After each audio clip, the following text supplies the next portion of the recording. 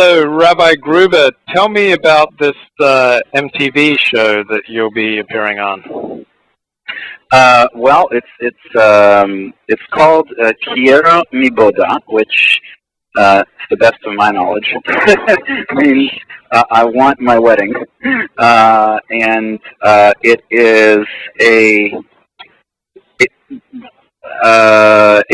kind of it's not a sequel, but it's like they have this popular show right now on the Hispanic MTV channel called Quiero mis quinces, I want my quinceañera.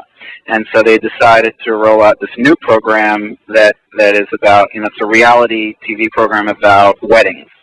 And it's specifically geared towards intercultural weddings, so where one of the partners is Latino and one is not. And I was contacted about literally like a week and a half before the wedding, so less than 2 weeks ago. The wedding was on Saturday, because the couple, he's Jewish and she's of Mexican descent. The couple lost their rabbi at the last minute. The rabbi they found was willing to do an interfaith wedding, but he was not willing to do it if it was on TV, which struck me as a little odd. Either you're willing to or you're not willing to, so, But be that as it may, they found themselves at the last minute without a rabbi, and the MTV people kind of felt really bad about that, so they helped them find me. And I was like, hey, yeah, sure, this sounds pretty exciting. So it should air somewhere around January. I'm not exactly sure, at what point in the series it's going to air, but that's kind of the long and the short of it, basically. Now, you did this wedding already yesterday, was it? Yes, on Saturday, in San Antonio. Yeah, yeah. It was a quickie, this one, I'll tell you. Yeah. So. What was the experience like of doing this? Well, it was interesting, I mean, you had the regular, videographer, photographer, and wedding coordinator, and then whoever is usually at a wedding.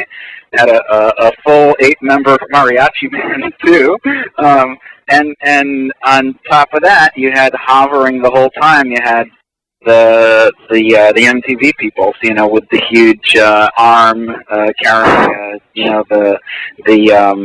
the camera, and the camera crew kind of running around there, and everybody signing waivers throughout the wedding,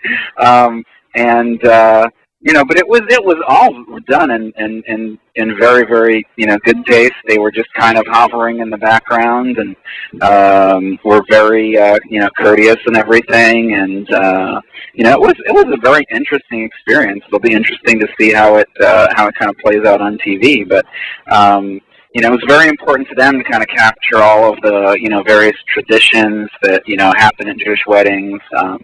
It was also a military wedding on top of that. The groom is as an Air Force pilot, so that was very colorful, with the drawn sabers and everything, and stuff like that. So yeah, it was quite an experience. Did you have a chance to talk with the couple much before performing the ceremony? I did have a chance to talk to them.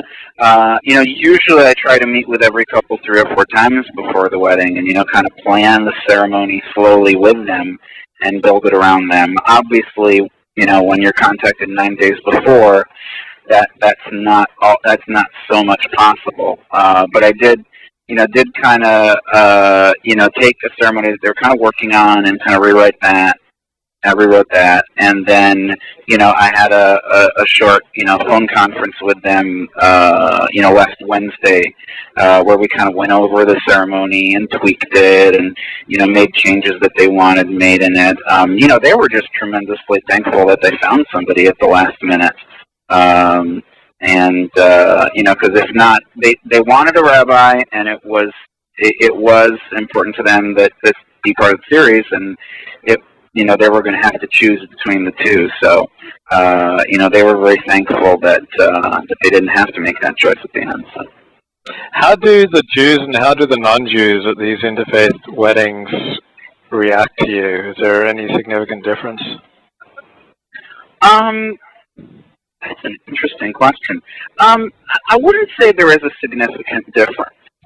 Usually the Jews attending interfaith weddings are not people who oppose interfaith weddings. Usually, usually it's very, people are very appreciative, very thankful that I'm willing to, to do interfaith weddings. The reactions I get from non-Jews are very interesting in the sense that the non-Jews specifically really, really like the Hebrew, even though they can't understand it. They like the fact that I chant in Hebrew. Some of them just like it because they like the sound. Some of them are like, "Wow, you're speaking the language of our Lord." I've had that phrase said to me before. Everybody's very, very appreciative, and they always talk about, wow, I've never been to a Jewish wedding. This enabled me to learn about it because I explain, every single thing I do, I kind of explain so nobody's in the dark. So, do you give marital advice, or do you try to sneak it into a mini sermon that you might give at a wedding? A mini sermon. Well, every rabbi likes the sound of his own voice, so definitely you always have to have a little bit of a sermon. But I try to limit it to 3 or 4 minutes, and just kind of say,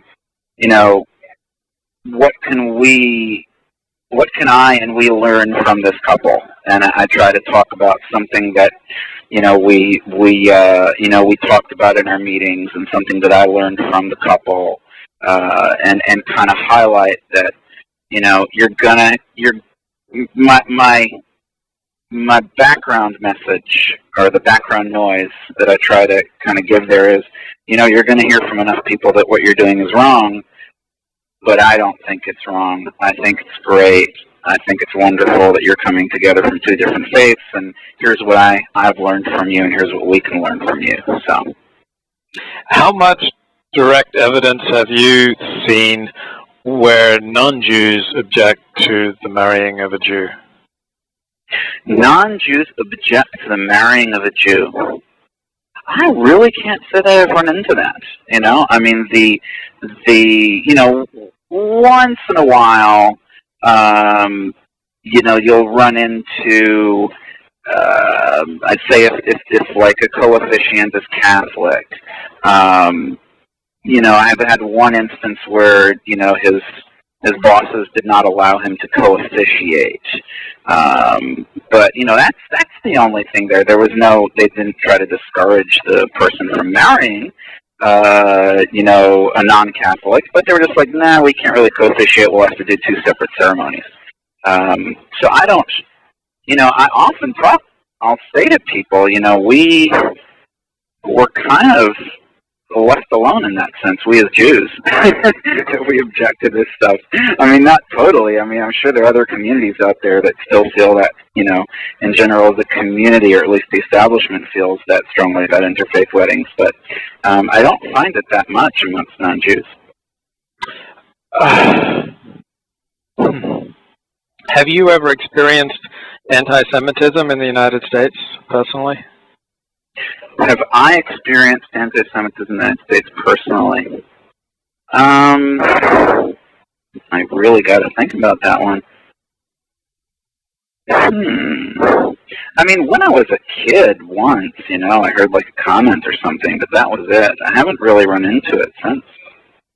Do you have like a hero or a mentor in the Jewish tradition that you look to for what you're doing? Oh, that's an interesting question. Specifically in the area of interfaith weddings, or just kind of in general? I'm just thinking, for whatever reason, about that book, As a Driven Leaf. Uh-huh. You've read the book by Milton Steinberg? I have not. I've heard of it multiple times. I never sat down and read it. It's about Elisha ben Abuya in the Gemara. Yeah, I mean, he's a very interesting figure.